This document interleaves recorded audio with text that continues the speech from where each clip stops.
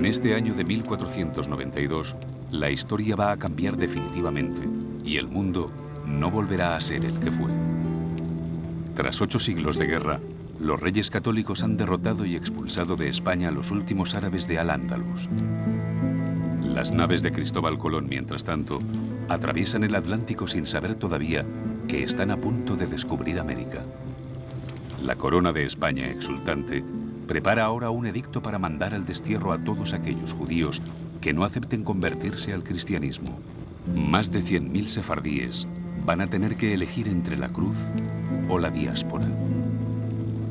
Il vestito aburracato di tua alma liscio caer una lágrima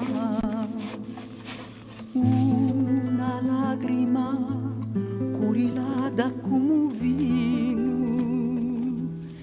lágrima de vino, lágrima de solvido, lágrima.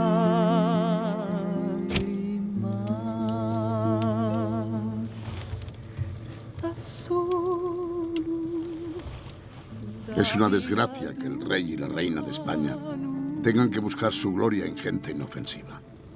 ¿Con qué derecho sus inquisidores recorren los campos quemando libros por miles en las pilas públicas? Yo, Isaac Abravanel, como consejero de la Corona de España y máximo representante de los judíos españoles, declaro que este año de 1492, el cual imagináis como el año de la gran gloria, será la vergüenza más grande de España. Con el tiempo, os convertiréis en una nación de iletrados, y el nombre tan admirado de España apenas será un susurro entre las naciones. Expúlsenos, arrójenos de esta tierra que hemos querido tanto como vos. Nosotros prosperaremos en otros países lejanos y por siempre le recordaremos a vos y a su vil edicto de expulsión. Algún día España se preguntará a sí misma ¿qué habrá sido de nuestros sefardíes? Y los españoles honestos mirarán a su pasado y nos verán.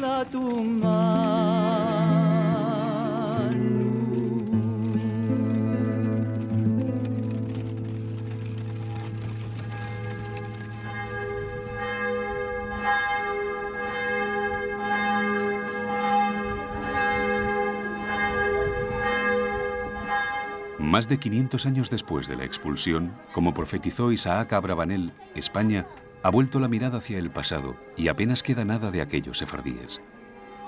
¿Dónde están hoy los descendientes de aquellos judíos españoles condenados al exilio? El rastro de 5 siglos de diáspora conduce a Jerusalén, el destino de miles de judíos diseminados por el mundo. En esta ciudad triplemente santa viven unos 100.000 sefardíes, a pesar de que los historiadores hablan de una cultura al borde de la extinción y de un pueblo prácticamente desaparecido. Y aquí vive también un hombre en el que coinciden los investigadores, Eliezer Papo, un joven rabino al que muchos consideran el último sefardí. La demanda de ser sefardí es una demanda de identidad. Y como cualquier otra identidad, esta identidad también, antes que todo, tiene que ver con la lengua, con los usos y costumbres, con la mentalidad, con las comidas. Se trata solamente de una identidad cultural, nacional, religiosa, todo esto mezclado.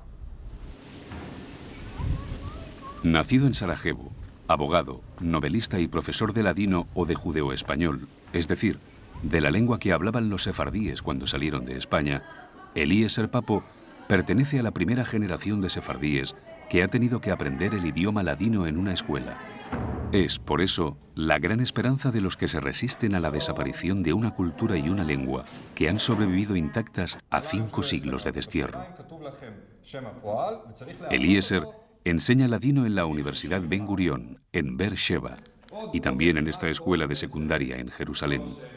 Es, además, rabino errante, como él dice, y gracias a ello conoce personalmente a los más ancianos de las pequeñas comunidades sefardíes que quedan en Europa. Sara debe conocer a mi familia. La mujer grande. No, la mujer guarda. Ah, guarda. Secreto que no sabe. Entonces, bueno, queremos escuchar la comida. Aide. La comida de la mañana, la terrera traigo atrás. La comida de la mañana, la terrera traigo atrás. Pero su asignatura pendiente como investigador ha sido siempre la de viajar a Sefarad, como llaman los judíos a la España medieval de la que fueron expulsados. Ver con sus propios ojos ese lugar en que surgieron las leyendas más íntimas de la cultura sefardí. Hay que entender que Sefarad para los judíos no es un lugar geográfico real. Cuando un judío dice Sefarad, cuando un judío sefaradí dice Sefarad, él realmente está pensando de un mundo mitológico, un país surreal, un país espiritual, un país al cual no se llega a pie, un país que existe en nuestra mente nacional. ¿Dónde está la llave que estaba en cajón? Mis nonos la trujeron con grande dolor. Mis nonos la trujeron con grande dolor. De su casa, de España, de España. Los judíos llevaban 1500 años en España cuando fueron expulsados. Habían llegado como esclavos del Imperio Romano desde la antigua Palestina. La Biblia les menciona como el pueblo de Jerusalén confinado en Sefarad, que algún día regresará a las ciudades del Negev. Con ellos, la ciencia, la filosofía, el comercio, alcanzaron en aquella España de las tres culturas cotas de verdadero esplendor. Con ellos se marchó una parte del país y se fueron también algunas de las leyendas y cantigas más bellas que se habían oído jamás en la península ibérica. De nuestra casa, de España, de España. De verdad, mismo mi familia, ellos no se concienciaron de lo que estaban guardrando. Y no se concienciaron, así como no se conciencia uno de la lengua que habla, de la tierra que pisa, de la patria que ama. No había lugar para rencor contra la España. La España era solo nostalgia, pero nostalgia no mía, nostalgia de mis antepasados, que me la mandaron, me la dieron con las cantigas, con la lengua. Para mí la España era un lugar fantástico, hasta que no metí pie allá. Era como si no existiera. Nuestros sentimientos para España son los que tendría un hombre a una mujer que amaba y lo engañó. Sueños de España. No se puede comparar la expulsión de España con ninguna de las otras expulsiones, ni con la de Inglaterra, ni con la de Francia, porque en ninguno de los otros países había una comunidad judía tan asentada, tan arraigada, con una historia tan larga, con mitos de pertenencia tan firmes. O sea que desde el punto de vista judío se trataba de un trauma terrible. ¿Dónde está la llave que estaba en cajón? Una de las leyendas más importantes de los sefardíes cuenta que los judíos expulsados en 1492, convencidos de que algún día podrían regresar a España, no solo se llevaron el idioma que allí hablaban, también llevaron consigo las llaves de sus casas. Y las llaves, como tesoros, pasaron de generación en generación a lo largo de los siglos. Aún hoy, dicen que los sefardíes conservan aquellas llaves de ese país al que llamaban Sefarad. Sueños de España.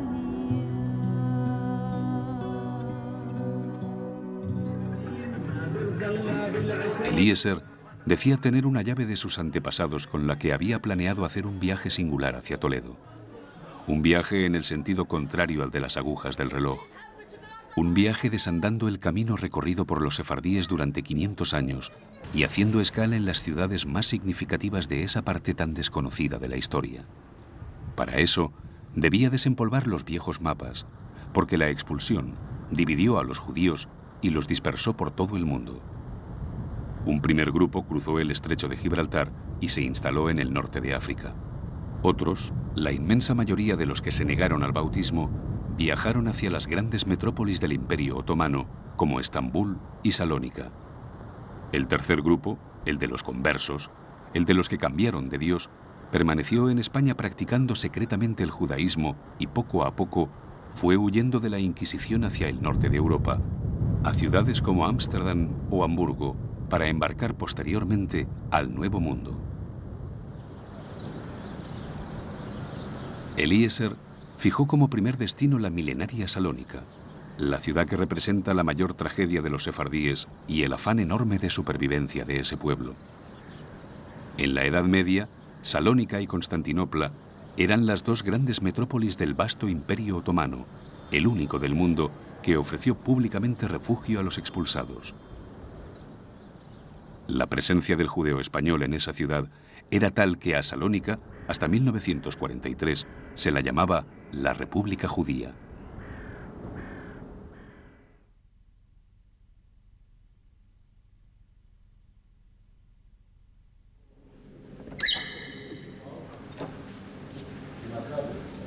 Salónica fue durante 4 siglos la única ciudad del mundo donde los sefardíes eran abrumadora mayoría. 80.000 judíos frente a 30.000 griegos y 40.000 musulmanes en 1912, en el momento en que Atenas arrebató a los turcos la soberanía de la ciudad. El Imperio Otomano, que jamás prohibió sus ritos ni su lengua, supuso para los sefardíes una estabilidad de más de 400 años, similar a la que habían tenido en la antigua Sefarad. Su castellano medieval fue hasta el comienzo de la Segunda Guerra Mundial la lengua mayoritariamente hablada en la ciudad. En Salónica el comercio, la cultura, estaba todo en las manos de los judíos. Todos hablaban castellano, este idioma español, y se sentían a las calles, se sentían a las casas, fin a que los alemanes tomaron todos los judíos y esta hermosa lengua no se siente más en Salónica. En marzo de 1943, Salónica fue invadida por las tropas de Hitler y el 95% de los sefardíes fueron enviados al campo de concentración de Auschwitz. Cuando vinieron los alemanes aquí, empezaron la propaganda antisemita versus los griegos, prometiéndolos que cuando iban a salir los judíos de aquí, les iban a dar todas las moradas, las casas y las grutas judías. Lo que empezó a elaborar a los griegos pruebas que no tenían ni casas, ni grutas, ni nada. Por esta razón, muchos griegos y de toda la Grecia, solo en Salónica, colaboraron con los alemanes y de ahí empezaron a los mandar en 19 deportaciones que hubo, trenes, quiere decir, grandes trenes de Salónica, cada uno con 2.500 personas, y esto se pasó entre el marzo 1943 hasta el agosto 1943, quiere decir, una comunidad de una historia de 2.300 años se desapareció de Salónica en 6 meses. Los judíos que tornaron de los campos no querían hablar en español más, porque español quería decir judío. Aquí los griegos decían, este habla en hebreo. Español, para ellos, era hebreo, porque lo hablaban los judíos.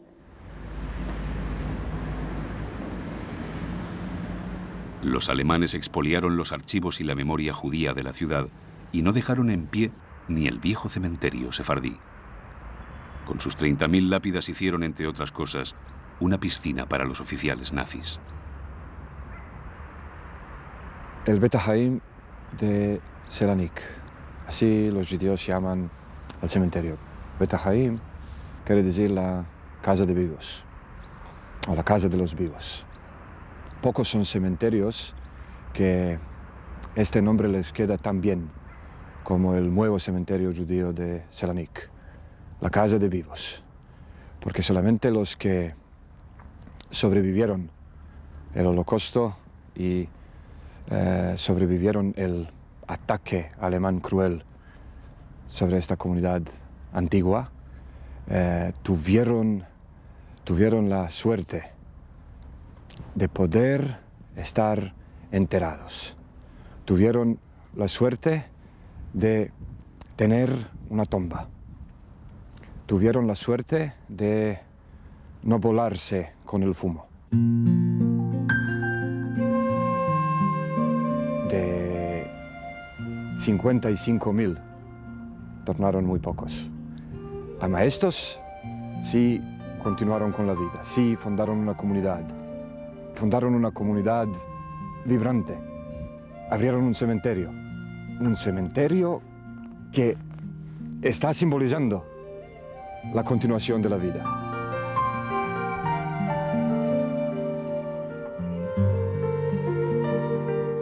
Es un pueblo alegre, es un pueblo que canta, que baila, que hace fiestas. Es un pueblo que está agradeciendo filhos de nuevo. No te puedes hacer una idea que quiso decir yo, que era criatura, después de la guerra. La primera vez que vi criaturas judías ajuntadas en un club que hicimos, me metí a llorar y era criatura. Y no sabía lo que sé hoy por lo que pasó. Malgrado tanto, cuando vi que había criaturas, me metí a llorar. La nueva generación es un milagro. Hay una canción judía española popular que tiene un verso que dice: en tierras ajenas yo me voy a morir. Entre lo tanto, ¿sí?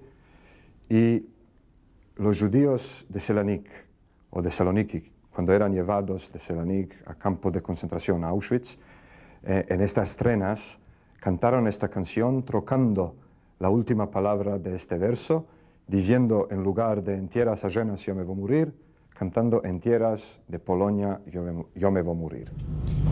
Blanca sos, blanca vistes, blanca es la tu figura, blancas flores caen de ti, de la tu hermosura.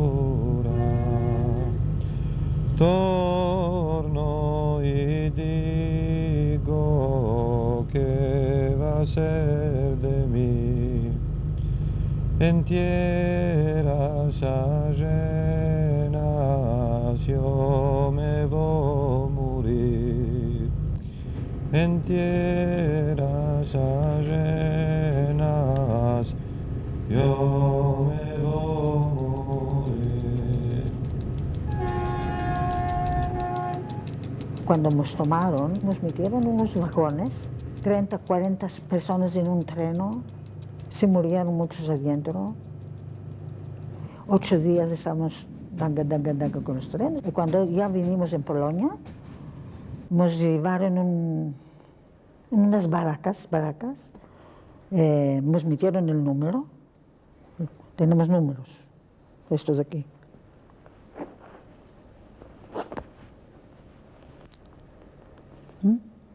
Nos metieron los números, después nos cortaron los cabellos,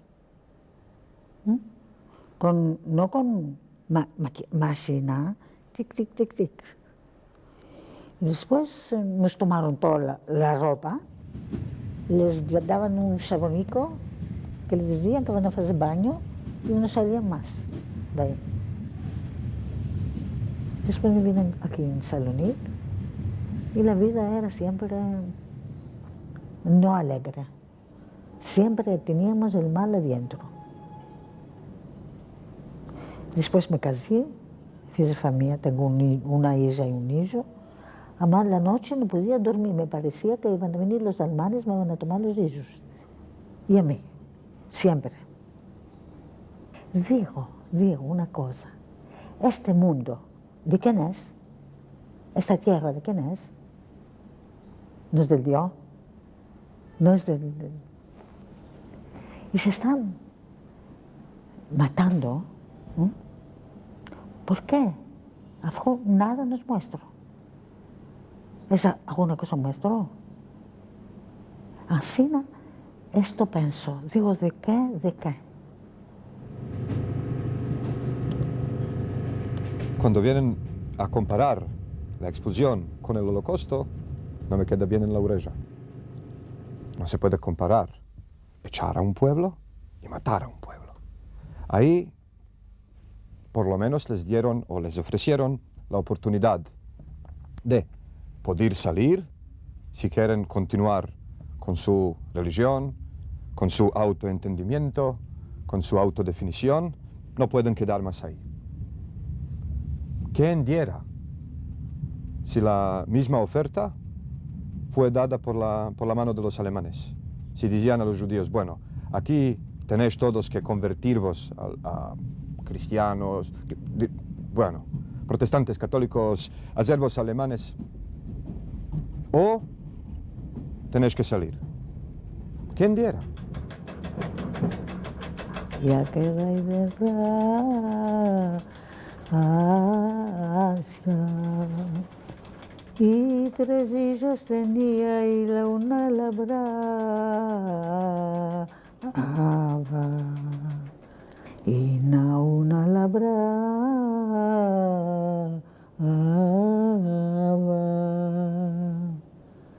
y la otra cosía y la más chiquitica,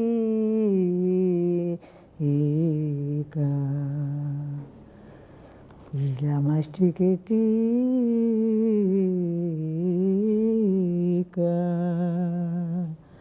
su bastidor tenía y labrando. De los 55.000 sefardíes capturados en Salónica, apenas 1.500 regresaron con vida del campo de concentración de Auschwitz. Sueños le venía y la madre con rabia.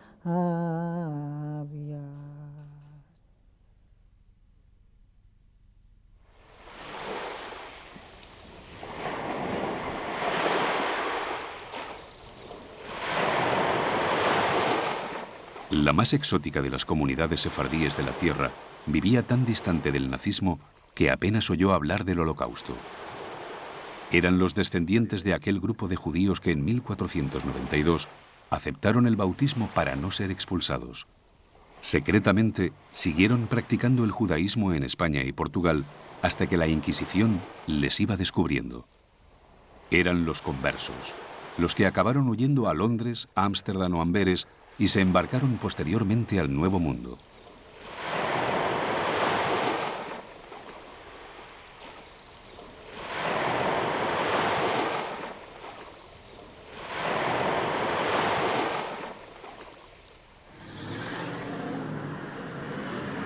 Curazao, esta excolonia holandesa del Caribe, situada frente al litoral de Venezuela, es la isla madre del sefardismo americano.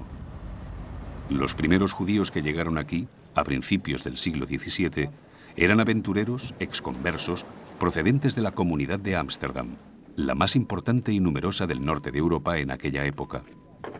Desde aquí, esparcieron el sefardismo por toda América y acabaron transformando por completo la economía de esta isla inútil, como la llamaban con desprecio los conquistadores españoles antes de entregarla a Holanda. If you want to give it a good, picture of the community as it existed after the adventurers came here, you would have to say that it was a community of traders and people who were actually in the shipping business and transporters and seamen. De Curazao se pobló casi todo el Caribe, muchos de los países de América del Sur, de América Central. Los judíos salieron de acá. La sinagoga de Curazao, la congregación, es conocida como la congregación madre del hemisferio. de las Américas. Los judíos de Curazao fundaron nuevas comunidades en Brasil, Venezuela, Colombia o Argentina, y fueron también precursores del sefardismo en lugares como Nueva York, Seattle o Miami. Como holandeses de pleno derecho, hicieron de la capital de Curazao, con su legendario puente deslizante en la bahía, una réplica caribeña de la arquitectura de Ámsterdam. Una réplica que manifiesta el agradecimiento que los judíos de la isla sienten por Holanda, el país que les dio refugio cuando la Inquisición les perseguía y que no les delató cuando fue ocupado por los nazis. Tenemos mucho más sentimientos y mucho más amor y mucho más recuerdo de la Casa Real holandesa que nos sacó de esa persecución y que nos ayudó, que la Sefarad, que fue un capítulo cerrado por nosotros.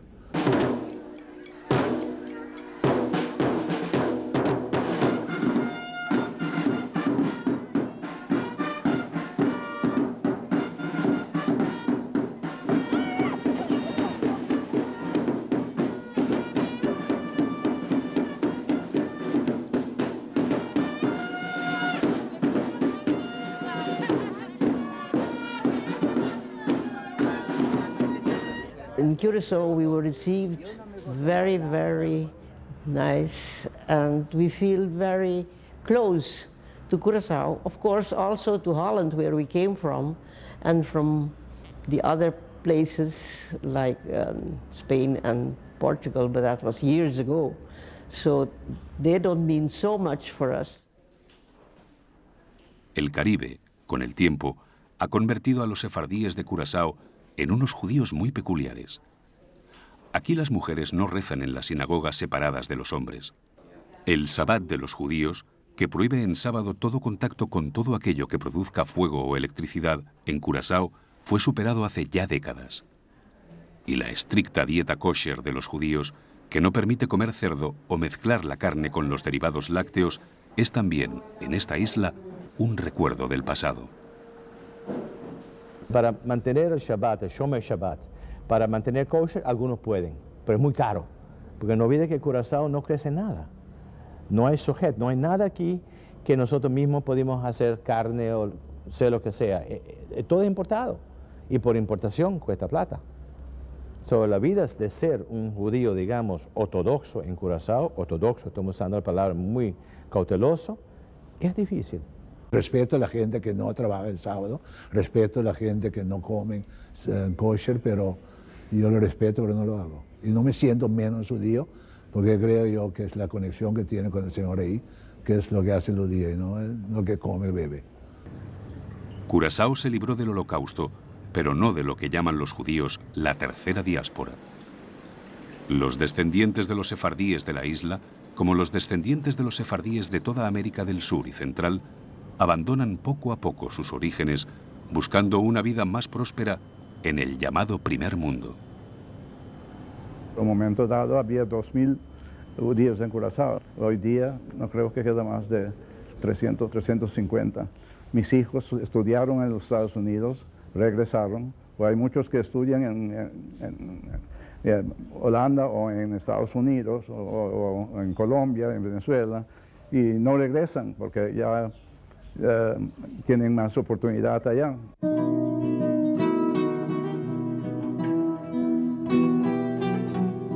Como en el nuevo Beta Haim de Salónica, donde descansan los que sobrevivieron al Holocausto y pudieron abrazar de nuevo la libertad en el corazón de Europa, en el cementerio judío de Curazao también descansan aquellos primeros aventureros perseguidos por la Inquisición que encontraron la libertad en el Nuevo Mundo. Llegaron al hogar de sus sueños, encontraron de nuevo la cultura española, encontraron de nuevo la España, pero con igualdad. Vinieron y fueron recibidos con brazos abiertos. Así que este abrazo de los dos lados se volvió no solo un abrazo moral, pero un abrazo corporal, y todo se mezcló entre judíos, y los dominicanos lo llaman fusión. Se fusionaron.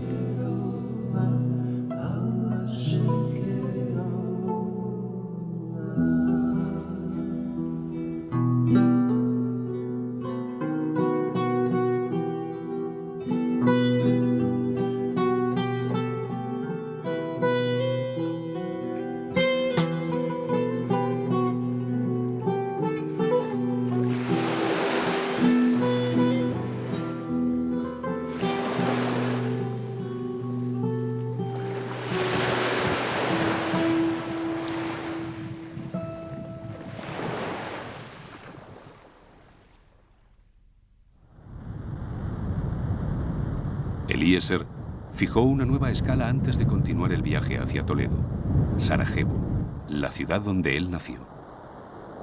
Ajena por completo al devenir de los judíos americanos, Sarajevo, Sarai, como se dice en ladino, heredó en 1945 la capitalidad del sefardismo, tras el exterminio de los judíos de Salónica. Pero poco le duró el esplendor a esta ciudad, una de las más bellas y atormentadas de la tierra. En 1992, una bárbara guerra civil aniquiló la convivencia de tres culturas que históricamente habían vivido en paz. Los sefardíes, una vez más, se vieron obligados al exilio. Yo soy Mauricio Al-Bahari, un sefardito de Sarajevo. Perdóname, no puedo hablar bien a lengua española. Cambio esta lengua para lengua bosníaca.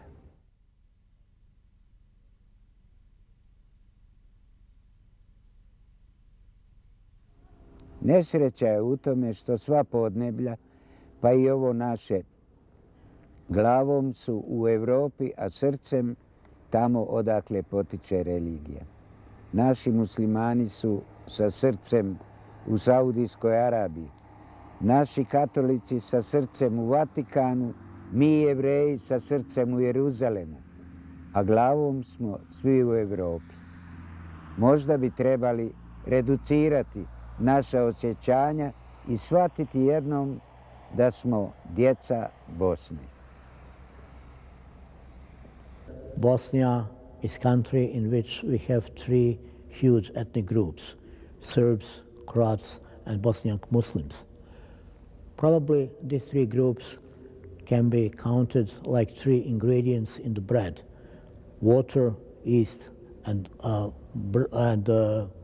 flour. Jews, we are just like a little bit of salt between two fingers, and we gave some taste to this bread. So to the Bosnian state or to the Bosnian country, we gave some special taste. It's clear that bread can exist without salt, and Bosnia can exist without Jews, but definitely it should be tasteless like bread without salt. Para ir a Sarai de mi nacimiento o de mi chiquez, no basta de tomar un billete de vuelo para un aeroplano, ¿sí? Hay que tomar un billete de máquina de tiempo, porque esta ciudad, como yo la conocí, no existe más del todo.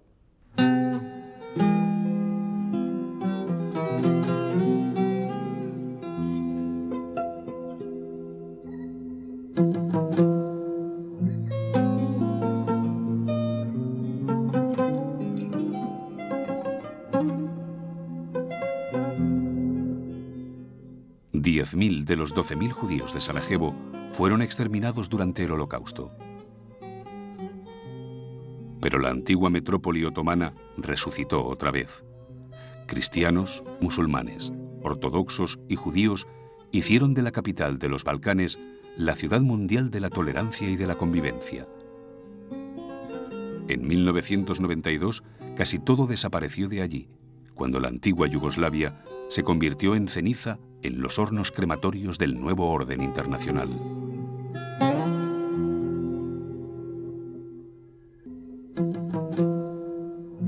Nosotros todos, me parece, tenemos una distancia psicológica que la estamos haciendo al propósito. Tiene que ver con la mentalidad bosníaca o yugoslava o la mentalidad de la gente de los Balcanes, de preferir de no hablar de este tipo de cosas, o si hablas, entonces ponerte muy cínico, hablando por medio de chacás, de chistes, de burlas. Yo no conozco ni una única persona que vivió ahí antes de la guerra, que la guerra no influyó en su vida.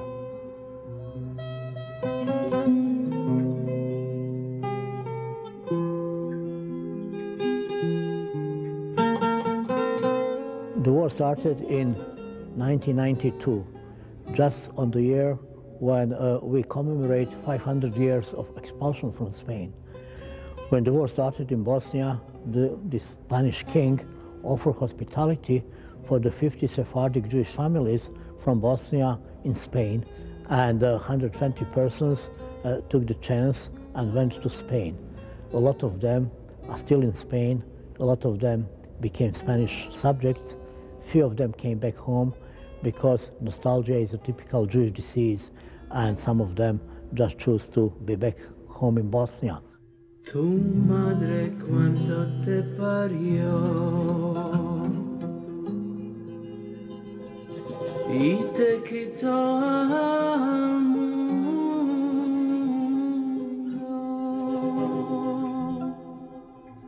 Corazón ella no te dio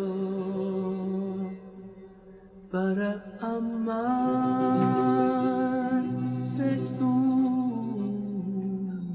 La guerra de Sarai, aunque sea que yo salí de la ciudad antes de que la guerra empezó, fue mi guerra 100%. No mi guerra por tomar parte, pero mi guerra por topar bene. Adiós, querida. Familia, comunidad, amigos también, todo esto es un organismo. Así que el organismo sufrió un ataque.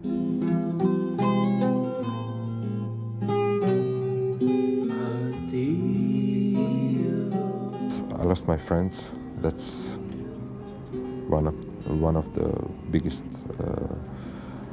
loss I suffered, and I lost some continuation of, let's say, normal life. That's what I lost. But now you do not consider that as a consequence of the war. You consider that as something that must happen, as something like destiny or something like that.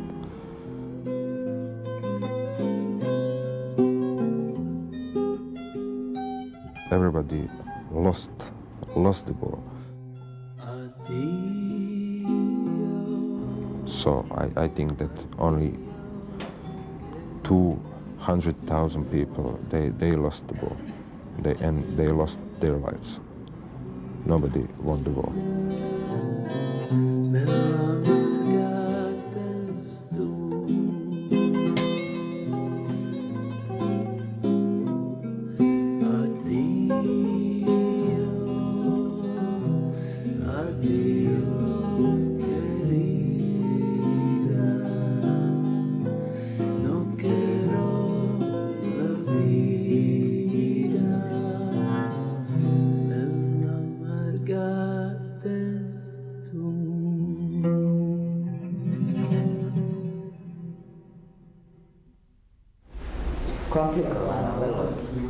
A la guerra apenas ha sobrevivido una vez más la Agadá de Sarajevo, el símbolo más importante y antiguo de los sefardíes de todo el mundo, hoy a resguardo en esta cámara acorazada del Museo Nacional de Bosnia y Herzegovina. Nadie sabe cómo llegó a esta ciudad este libro que narra el éxodo de los judíos a través del Mar Rojo y que es uno de los manuscritos ilustrados más antiguos de Europa. Fue elaborado entre 1350 y 1370 en Cataluña y, burlando a la Inquisición, viajó hasta el Imperio Otomano en manos de una de las familias sefardíes expulsadas de España. Haggadah became the legend because she survived all these things. She survived expulsion from Spain. Book survived Inquisition in Italy. Book survived a long journey from Spain and Italy to Bosnia. Book was saved during the Second World War when the Germans tried to take the book, when the director of the museum said that the book was already taken by some other German officer.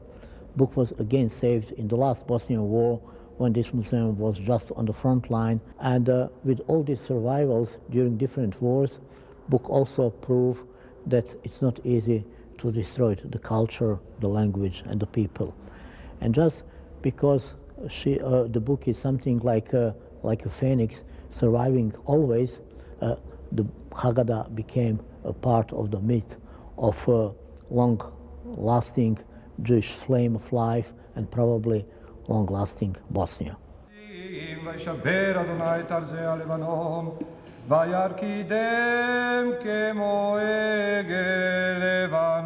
Eliezer Papo, escritor, profesor de ladino en Israel, abogado, es el rabino de esa sal que queda en Sarajevo. A pesar de su juventud, Eliezer es el consejero de esta comunidad diezmada, históricamente entristecida por las guerras. Desde que se marchó en 1991, viene hasta Sarajevo 2 o 3 veces al año para oficiar las ceremonias judías más importantes y mantener encendida la llama de una cultura que quizás nunca se llevó la llave del regreso. Como la gente ve en el rabino también un consejero, entonces mucha gente viene y te demandan qué es el significado de la vida, qué es el propósito de la vida. Para mí, lo más importante sería lo que a mí me tomó tanto tiempo de entender, que no hay una escaleta ideal de la vida escrita de antemano, que hay que vivirla. Hay que vivir la vida tuya, tomando tus decisiones, tratando de tomar cuantas más cosas en consideración para tocar cuanta menos gente y vivir cuanto más mejor. Quiere decir, vivir y dejar vivir. La sal es Sarajevo. La sal es, de algún modo, ese intangible concepto de la tolerancia que dejó Sefarad en miles de judíos expulsados de España.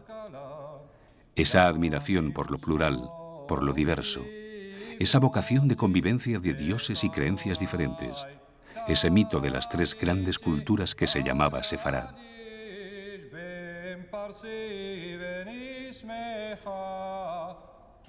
Es típico, diría yo, del judío español o sefardí, la síntesis de la fe con la ciencia. Puede uno ser hombre religioso al mismo tiempo abierto a la ciencia. ¿Qué es lo que pasa en el mundo, en la filosofía, en la matemática, en la física? Segundo, era típico para los españoles, los sefaradim, alejarse del extremismo, no ser extremista en nada. El camino de en medio, el que había enseñado el filósofo Maimónides, que nació en Córdoba, y que él había una gran influencia, el filósofo, que el camino de en medio, no va a encontrar usted sefaradim en ningún partido político de tendencia extremista.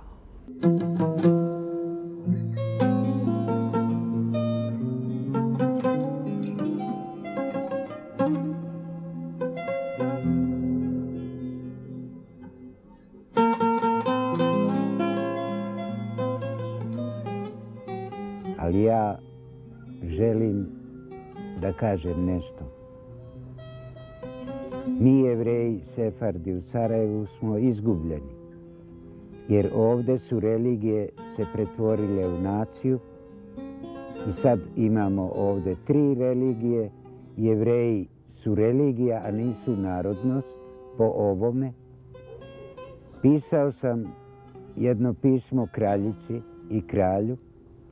Odgovorili su mi srdačno da imam pravo da postanem ponovo Španjolac jer sam dijete Španije. Ali administracija to ne odobrava, postavlja uslove. Ja ne tražim ništa, ni penziju, ni pasoš. Hoću da imam svoju nacionalnost. I oprostite mi Španjolci, nisam dobio to zvanično, ali na mom grobu kad umrem, a ja sam blizu toga, napisat ću ovdje leži Sefard Španjolac. Adiós, adiós, querida, no quiero la vida, me va a amargar. Una cultura sin país, una lengua sin patria. Eliezer había viajado por las principales ciudades donde habitó una cultura al borde hoy de la extinción. Su siguiente destino iba a ser la antigua Constantinopla, la ciudad donde se abrazan el oriente y el occidente del mundo. En ella, aún se podía ser testigo de un milagro.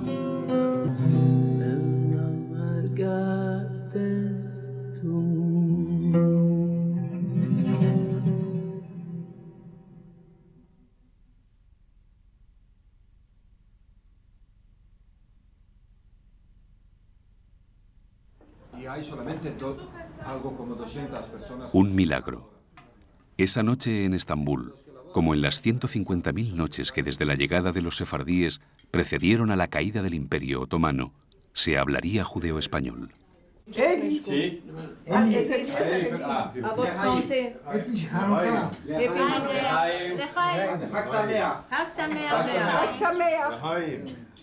Estoy bebiendo también en la honor de la España y de vosotros todos, y también en honor de la Turquía. De la Turquía. Nosotros tenemos globos colorados en las venas, en la sangre, globos blancos, un poco de globos sefaradíes, globos españoles. Las tenemos aquí. No podemos negar esto. Esto es la realidad, la pura realidad. A un judío, mételo en medio, dísele que cantes, en inglés, en francés, en húngaro, en árabe, y cuando oye el español, el pasodoble, me empieza a bailar. Porque se siente, ¿cómo se siente? No sé, más se siente. Y yo también me siento un poco de mi parte, una proporción de mi parte como español. Yo en la sangre España no tengo, eso que lo sepas. Yo tengo sangre, el globule blanc, el globule rouge, du fer, etcétera, etcétera. Fer no tengo, soy un poco enemigo, en plus. Pero veremos que por la España no tengo ningún sentimiento. Yo hablé el judeo español cuando nací y me arrepentí, porque yo vivo en Turquía y hablo el turco malo. Yo estoy dando razón a la Beneberit que no quieren, y madres que no quieren enseñar a sus criaturas el judeo español porque vivimos en Turquía. La patria del judío sefaradí es exclusivamente el judío español. Donde quiera que viva en Sofía, que viva en Adriático, que viva en Estambul, que viva en otro lugar en Francia, la patria del judío sefaradí es su lengua, la lengua latina. Ahora estamos en un periodo de globalización. En la grande globalización, cada uno está sintiendo que su propia identidad y su propia personalidad pueden desaparecer. Por modo hay un retorno a las lenguas maternales. En mi comunidad, uno dice después, otro dice después, el tercer dice después. Entonces, cuando uno viene y le dice al otro, no se dice ansina, le dice, ¿me entendites? Él le dice sí, y le dice, ya veis que se puede decir. Y esto es puro significado de la lengua.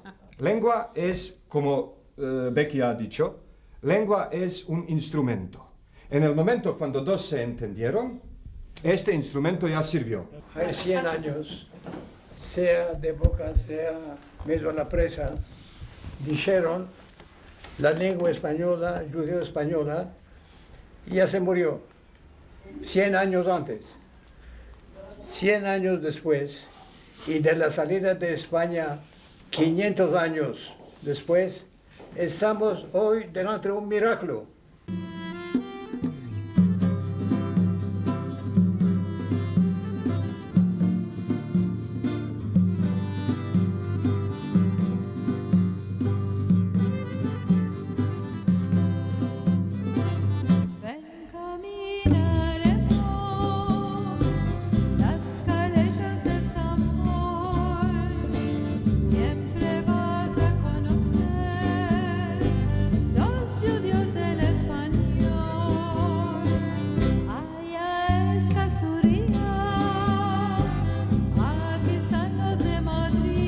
Hay que entender que toda esta gente salen de un mundo o vienen de un mundo que desapareció. Y para ellos, si quedan en Estambul 5 mancebos que lo hablan, o 500 personas de edad de 30 a 40, a 50 que la hablan, y unos cuantos miles de los viejecicos que la hablan, esto no es nada. Porque una vez, hace solamente 50 años, en Estambul hubo 80, 90 mil personas que la hablaban. Sí, en la Turquía entera 100.000 personas.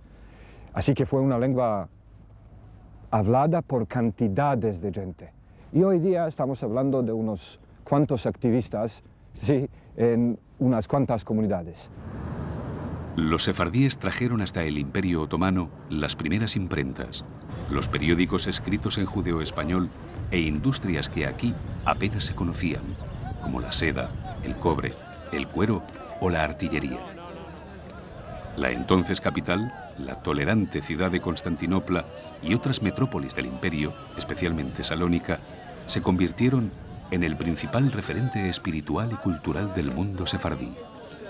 Tanto es así que una de las leyendas que los sefardíes de Estambul recrean con más orgullo cuenta que en 1492, cuando el sultán Bayazid II abrió a los expulsados las puertas de su imperio, ordenó a uno de sus consejeros: «Decidle al rey Fernando de Castilla que le estaré por siempre agradecido, pues echando a los judíos ha empobrecido su reino para enriquecer el mío».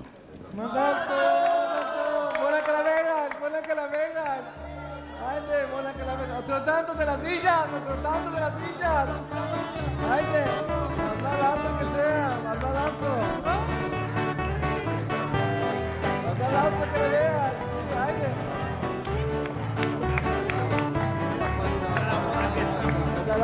La vida no por él aquí, no puedo yo dejarlo, de beber nunca me harté de tanto amarlo, de beber nunca me harté de tanto amarlo. Eliamos hace diversar casamientos de oros, la vida nos hace pasar con risas y con lloros, la vida nos hace pasar con risas y con lloros. Grupos teatrales como la Kula siguen hoy representando 5 siglos después de que llegaran los primeros expulsados a Estambul, las fiestas sefardíes que se vivían en las juderías de la ciudad. Y es que, como en Salónica, aquí la lengua también se mantuvo intacta durante más de 400 años.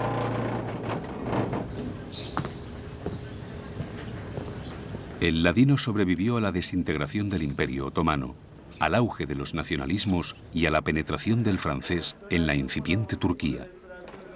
Pero lo que salvó al judeo español fue que los nazis nunca pisaron suelo turco. Quizás ese fue el milagro. Aún así, el ladino se pierde paulatinamente porque los jóvenes no lo hablan. La lengua es hoy, en Estambul, una reliquia. La lengua va a quedar como investigación académica. Y esto es lo que pasa con las lenguas que no tienen un país donde se hablan y que no tienen instituciones del Estado, como una academia, universidades y cosas semejantes. Así que hoy día no hay ni un único mancebo que hablará ladino como su única lengua. Esta lengua era la lengua de nuestras abuelas, que nos hablaban, nos cantaban, nos dormían, nos decían nanas a nosotros con esas cánticas. Nosotros ahora a los niños nuestros no los estamos durmiendo con esas nanas. Por esto ellos no saben esta lengua. Nosotros estamos luchando, puede ser con la música que podemos dejar una herencia. Otra persona está luchando, está escribiendo alguna poema, otro está escribiendo está haciendo una literatura. Puede ser que un día alguno la va a tomar y lo va a meldar o lo va a oír y va a continuar de este modo. Estamos recuperando, estamos mejorando esta lengua by the help of the songs. We are trying to improve our Spanish. Also, as she told just before singing these songs, we are trying to learn what are they saying in order to express more better the feelings, the senses to express more better. ¿Entiendes? Actually, we can't speak Judeo-Espanol, but our mother and our father, our grandmother can speak Judeo-Espanol, and also we can understand. By this way, we can sing these Judeo-Espanol songs, and also we know the meaning of them, but we can't speak Judeo-Espanol. Padre, cuando te parió y te quitó al mundo, corazón ella no te dio para amar segundo. Corazón ella no te dio para amar segundo.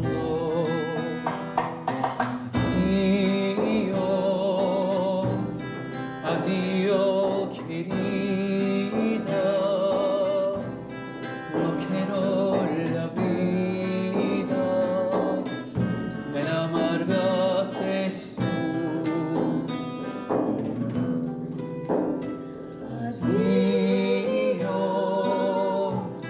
Adiós, querida. Un túnel del tiempo, del Estambul actual a lo que fue Constantinopla. Del esplendor sefardí a las aisladas muestras de folclore, a las hermosas cantigas, a las acaloradas conversaciones de los amigos de Eliezer. Adiós, querida. Había llegado el momento de retroceder aún más en el curso de la historia y poner rumbo a la que fue la capital espiritual de Sefarad, Toledo. Me la amargaste tú.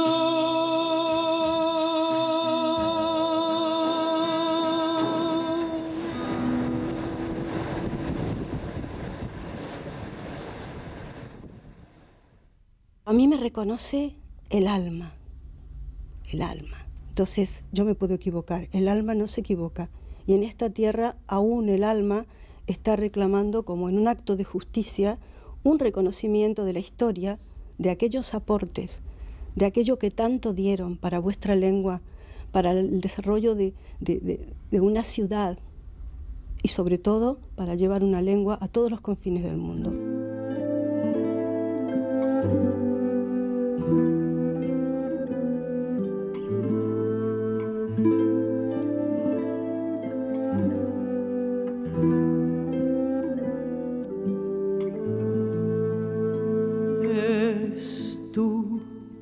Es solo para ti y para mí, no les diremos nada, nada a ningún. Alfonso X el Sabio consiguió que Toledo, durante el siglo XIII, se convirtiera en la ciudad más conocida y envidiada de todo el occidente.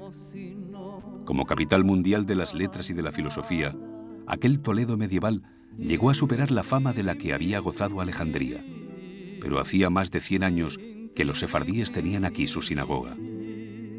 Esta reliquia del siglo XII, construida por arquitectos árabes y que posiblemente fue primero una mezquita, sobrevivió hasta nuestros días gracias a que cristianizó su nombre y pasó a llamarse Iglesia de Santa María la Blanca. ¿Por qué uno quería ir a ver Toledo?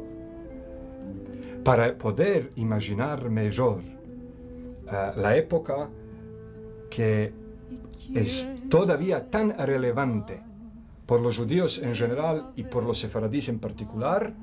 Quería ir y ver esta sinagoga para tener unas siluetas más claras cuando estoy pensando o durmiendo o soñando, ¿sí?, de esta época y de estos lugares.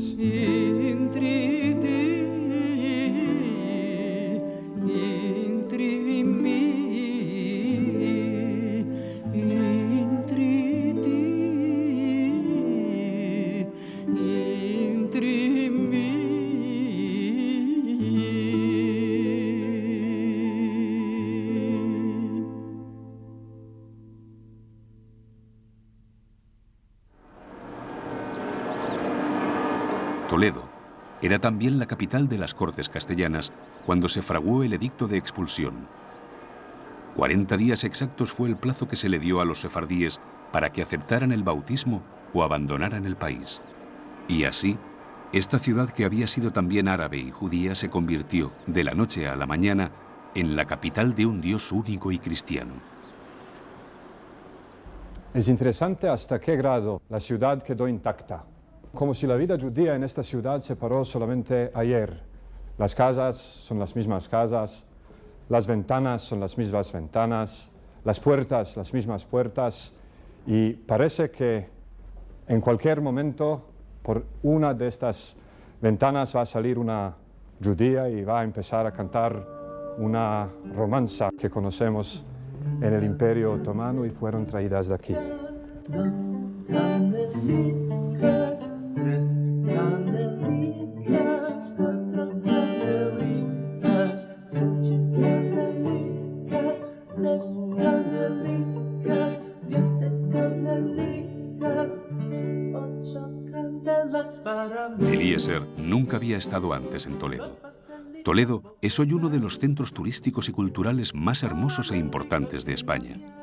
En torno a su tradición ha florecido todo un tejido de pequeños comercios que ofrecen los souvenirs más variados, desde armaduras medievales hasta mazapanes de clausura o estrellas de David. No había estado antes, es mi primera vez en Toledo. Me siento muy cómodo, me siento así en casa.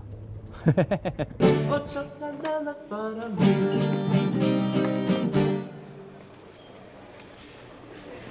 En el judaísmo existe un concepto de la imitación de Dios. Cada uno debe imitar los caminos del Dios, quiere decir, como el Dios está piadoso, entonces cada uno tiene de procurar de hacerse cuanto más posible piadoso. Y me parece que los judíos de Toledo alcanzaron de imitarlo al Dios, porque se hicieron muy parecidos a su Dios.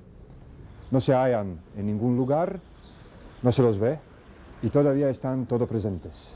Se hicieron una atracción turística, así que no se topa en entera ciudad de Toledo ni una única tienda que no tenga tantos y tantos objetos de interés judío que dominan la tienda, ¿sí?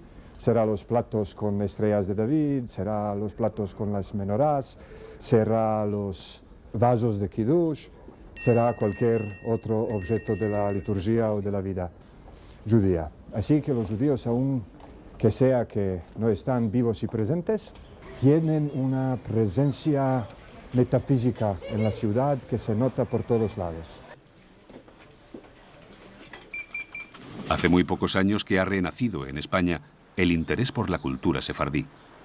Muy pocos desde que España ha vuelto la cabeza buscando esa parte del pasado, esos capítulos de la historia que ardieron en las piras de la Inquisición y que han teñido de misterio las verdaderas razones por las que 100.000 judíos tuvieron que abandonar el país. Quizá existe un mito, que es que en 1492 la corona estaba absolutamente endeudada con los financieros judíos. Eso es absolutamente falso, al menos la documentación que he podido manejar de los inventarios de bienes muebles, inmuebles, fiduciarios, patrimoniales, demuestran todo lo contrario. Las aljamas se encuentran en un gran nivel de postración, hasta tal punto que casi, hablando en términos contemporáneos, se encontrarían en quiebra técnica, de tal manera que ni siquiera eran capaces, en llegado un momento, en pagar los impuestos ordinarios.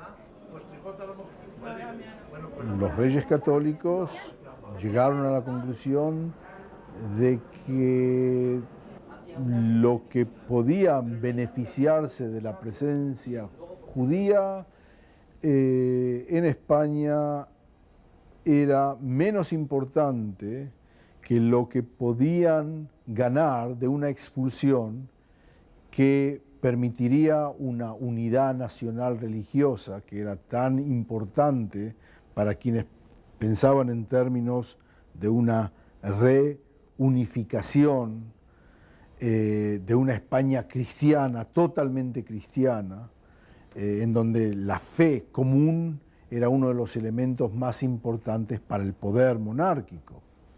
Y el precio que tenían que pagar no era tan serio y que valía la pena para de esa manera contar con el apoyo de la Inquisición, de la burguesía que no quería a los judíos y que veía en ellos un factor competidor y además odiado.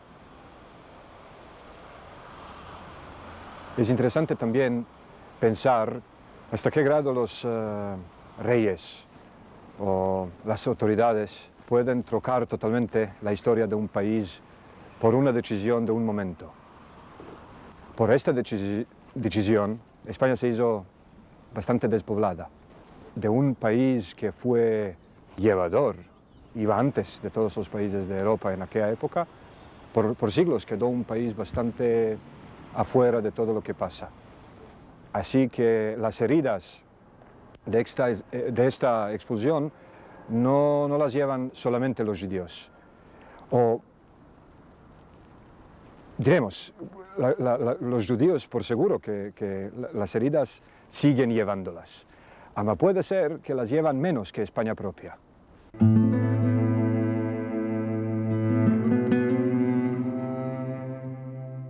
Por más que Toledo evoca inevitablemente aquella legendaria capitalidad espiritual de Sefarad, las verdaderas razones por las que el pueblo judío fue obligado a convertirse al cristianismo por los reyes católicos siguen siendo un misterio para los sefardíes y también, sin duda alguna, para la mayoría de los españoles. Bueno, dejamos a los judíos que quedaron judíos y que fueron expulsados por no querer abrazar el amor del Cristo. Lo interesante es que los que sí abrazaron, ¿sí? Por fuerza, por espada, por otras razones sí hubo, siguieron siendo maltratados. Estamos hablando del cristianismo, ¿no? Entonces en el cristianismo uno tenía que amar a su enemigo, ¿sí? Y si uno te da por una cara le aboltas la otra, ¿no? Y si uno te echa piedra, tú le echas pan. Al enemigo estoy diciendo. Y claro, a los amigos todavía más. Así que había que amar también a los que están afuera de la fe. Pero una vez cuando abrazaron a la fe, entonces ¿por qué pasar las leyes de la pureza de la sangre? ¿Por qué definir la población como cristianos viejos y cristianos nuevos? Y primero, yo te baptizo por fuerza, después no te dejo entrar a mi comunidad porque te estás infiltrando. Pero los llevaron por orejas. Los sacaron de las casas suyas, los metieron a unas casas ajenas y después les dijeron, pero vosotros no pertenecéis acá. Después de tantas ciudades recorridas, las llaves de Toledo, aquella leyenda de las llaves que los sefardíes guardaron de generación en generación, se convertía en el símbolo del profundo desconocimiento de la realidad de una cultura que sigue viva en el mundo y que se niega a desaparecer. Más allá de la veracidad o no de la leyenda, las llaves de España, ese estereotipo de un pueblo anhelando el imposible regreso hacia el pasado, han camuflado la historia real del pueblo sefardí.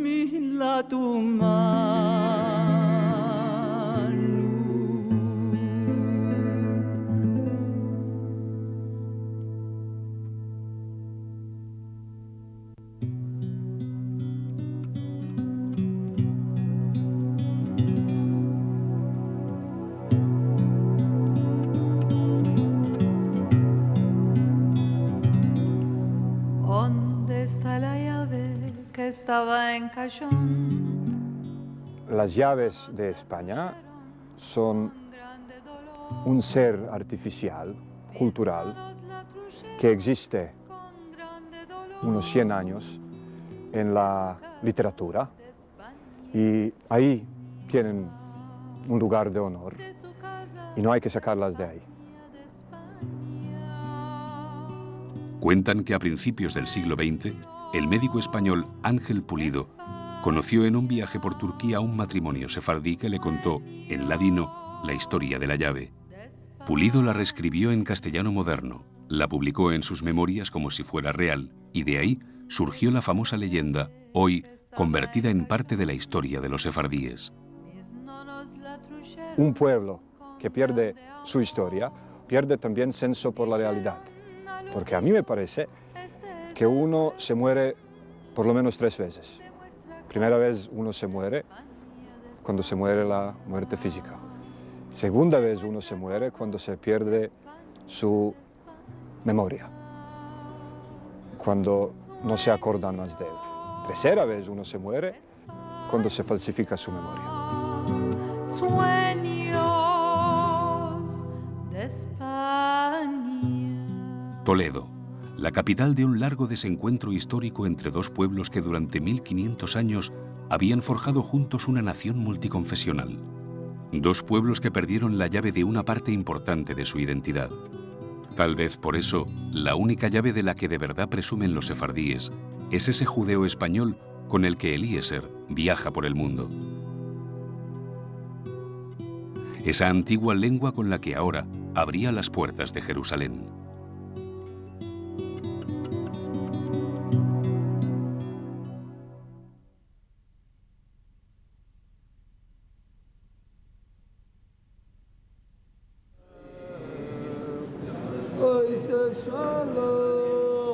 Jerusalén tiene una sorprendente similitud con la antigua Sefarad.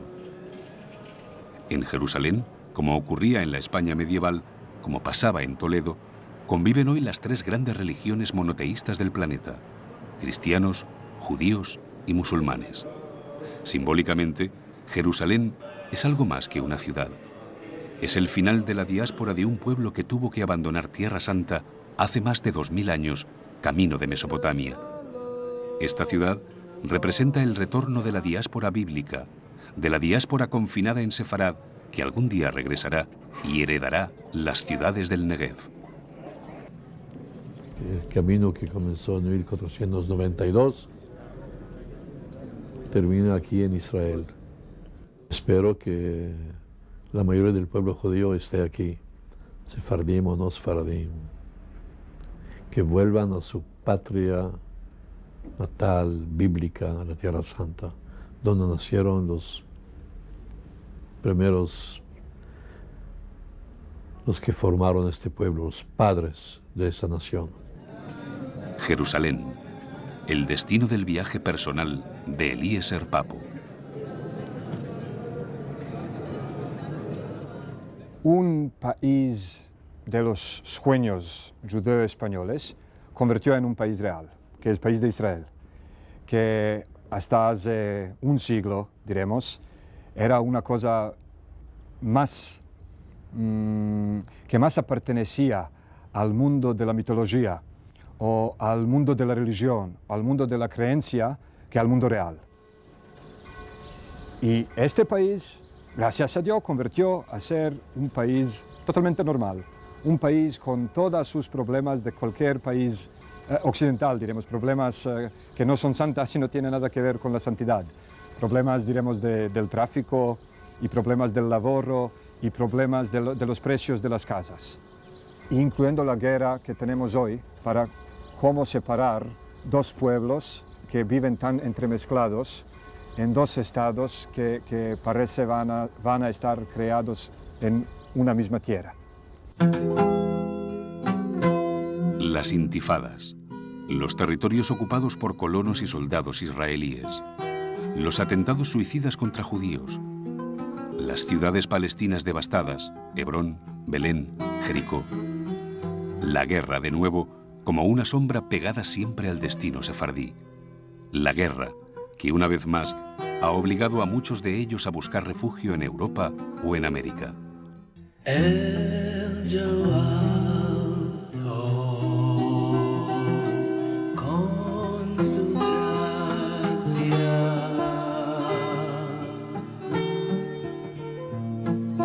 nos mandó mucha gracia.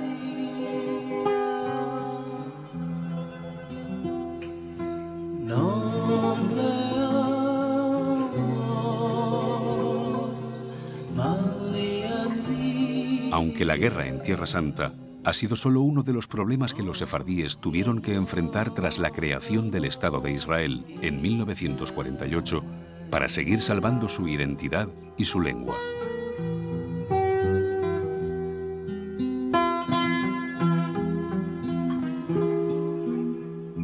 Hubo problemas de integración cultural al principio del Estado.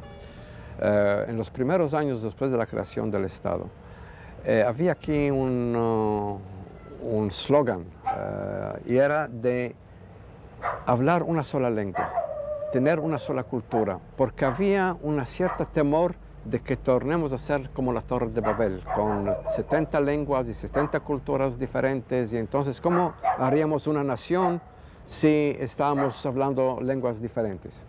Yo no sabía el hebreo, un poco lo sabía. Tuve por fuerza de empezármelo cuando fui al hospital a tener la criatura. Si yo no iba a hablar hebreo, me iban a dejar morir. Tenía que hablar una lengua que ellos entienden, ni italiano, ni francés, ni latino, ni nada, solo hebreo. Cuando salí del hospital me dijeron, ma tú sabes el hebreo, dije seguro, si no me iban a dejar morir allá. Ma yo continué a hablar el latino continuamente y para mí esta es una lengua hermosa, tiene una hermosura especial para mí. Yo puedo decir todo en esta lengua. No es una lengua que está muriendo para mí es una lengua viva. Yo escribo lo que quiero, escribo artículos científicos, todos que me lo den. No es verdad que no se puede escribir, que solo para cuentos populares y para la familia. No es verdad. Esta es una lengua que se puede usar. Buenos días.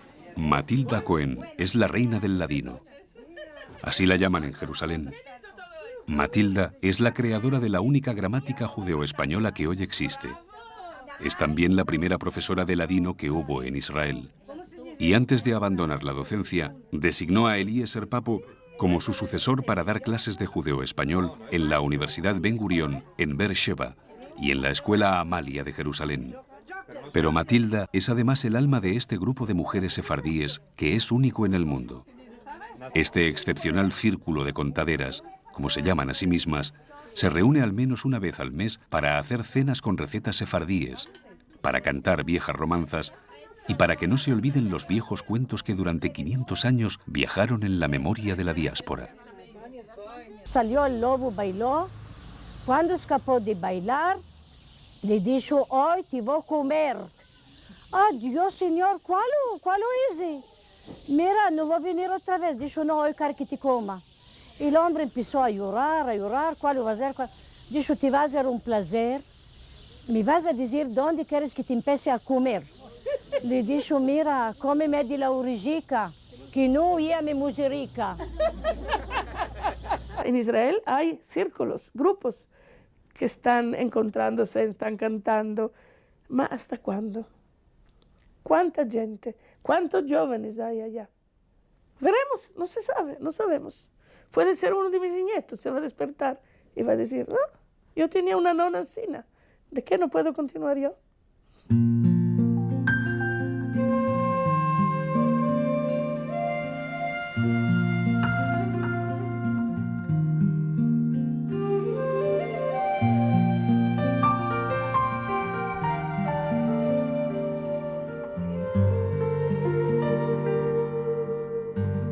A la mañana del lugar. Eliezer Papo, rabino errante y sefardí. Él mismo desconoce su verdadero origen, aunque piensa por el apellido que sus antecesores podrían ser de origen griego. Viajó hasta Toledo con una llave peculiar, un idioma que ha logrado preservarse a lo largo de los siglos y negándose a aceptar que tal vez sí, tal vez, Eliezer Papo sea el último sefardí.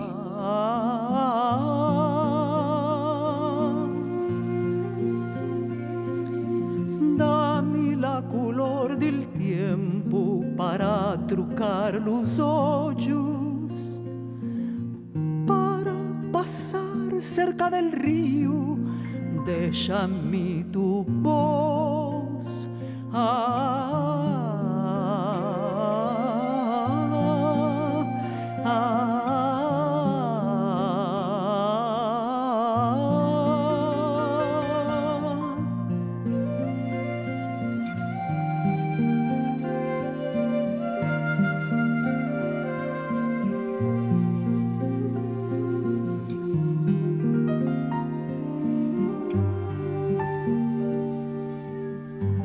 Viene il sol, si va un aire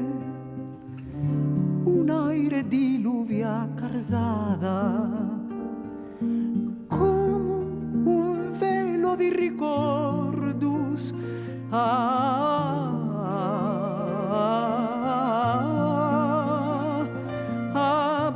Abbasciati, abbasciati, toma la hierba en tus manos, esto es lo pasado. Déjame tu voz, dame la color del tiempo, déjame tu voz.